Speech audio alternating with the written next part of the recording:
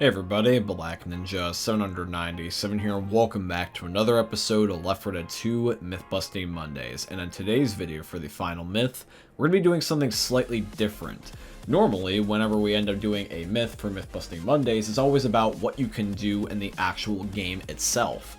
But however though, very rarely do we do a myth that takes place outside of the game, or rather more specifically, just right before, because the final myth for today's video is, can you be able to see what Church Guy looks like in the death toll loading screen? If we take the image and put it into Photoshop and look extremely hard, will we notice some details that we never noticed before? Kind of like how in the No Mercy loading screen that Zoe has a third hand if you look closely. So yeah, that's going to be the final myth of today's episode. If you guys end up enjoying today's episode, please drop a like, subscribe if you are new. And if you guys have a myth of your very own that you would like to be featured in next week's episode, please by all means leave it here in the comments down below. Or also alternatively, you can leave within my Discord server, which is going to be linked down below in this video's description.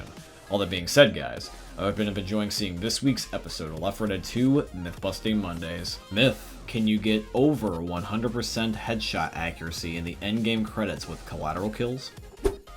Alrighty guys, the first myth is submitted in by $26. So this is what I'm going to do for the test. I'm going to spawn in a singular zombie and shoot that one in the head by itself. And then I'm going to spawn in 2 more zombies and then I'm going to get collateral kills on them. And in total, it should say that I have 3 zombies killed and at the very least 100% headshot accuracy.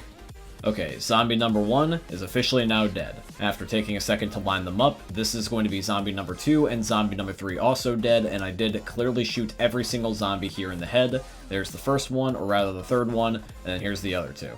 Alright, now it is time for the credits. So I'm just going to let the credits play out per normal, and as you guys can see at the very end here, it does say I indeed got 100% headshot accuracy and killed 3 zombies altogether. But it doesn't say over 100% like the myth is asking, so it's busted. It doesn't give you extra score. Myth: if you are on fire and a zombie hits you, will that zombie catch on fire?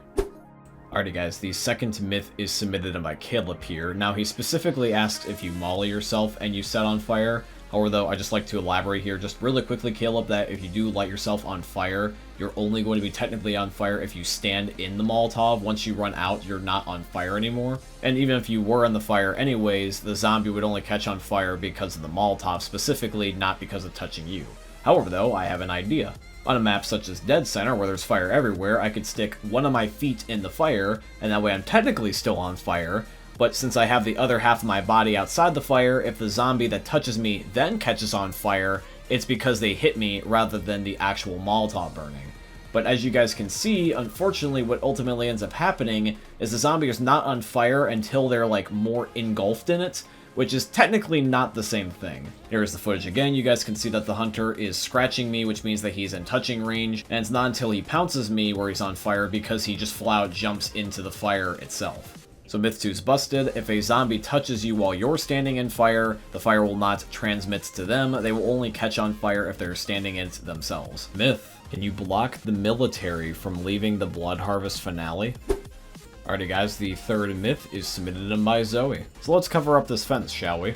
Alrighty, I'm almost done just adding the finishing touches, and you know what, let's just add 2 giant planes just at the end here, just to be 100% sure. Alright, I think I've taken every precaution imaginable.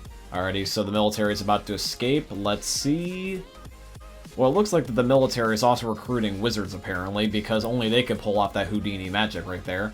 But unfortunately, it looks like that myth 3 is busted. You cannot prevent the military from leaving. It's just because they are apparently magical. Myth: can you revive someone more than once with the defib? Alrighty guys, the fourth myth is submitted in by Nubcake. Now, Nubcake, based on your wording, if you were asking if whether or not that you can revive multiple survivors with the same defib, then to answer that particular question, it would be no, because it disappears.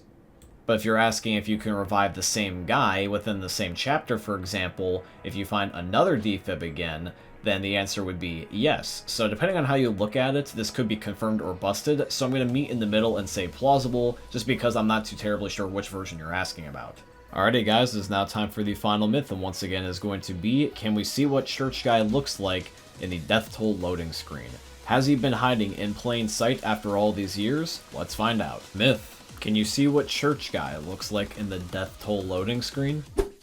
Alrighty guys, and then the last myth is submitted in by Dan. So with the help of Photoshop, I'm going to just tinker around with this image and just mess around with some of the settings and just see if whether or not I notice anything interesting by zooming in, turning up the brightness, etc. Now since this image takes place at the church, one of the things I'm trying to look for is church guy standing behind the survivors. Perhaps maybe he's in the background as a human, maybe he also might be zombified by then. So just anything between their shoulders, legs, or maybe near their heads is mostly what I'm aiming for.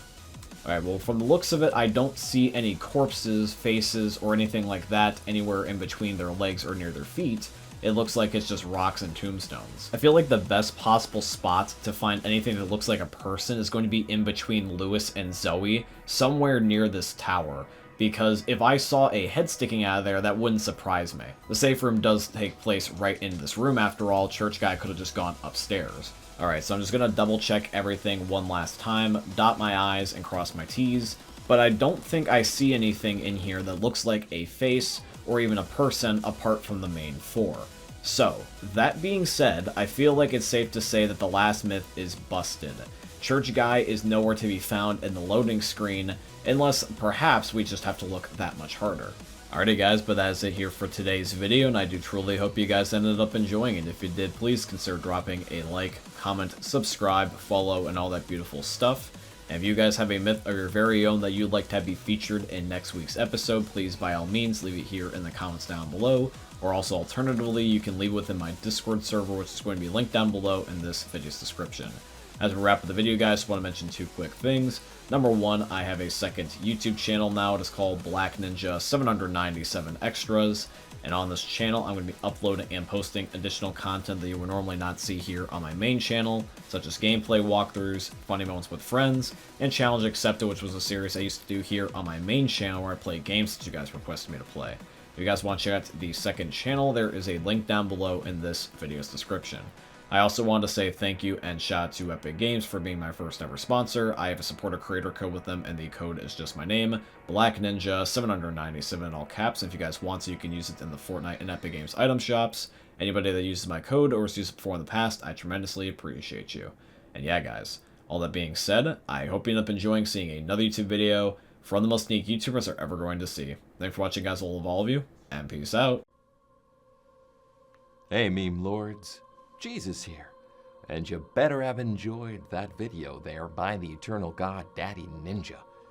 You should probably subscribe too, or the mighty Moab will come for your balls. If you enjoyed the video, you might like it too. And give me the memes. Flash, bang, boom!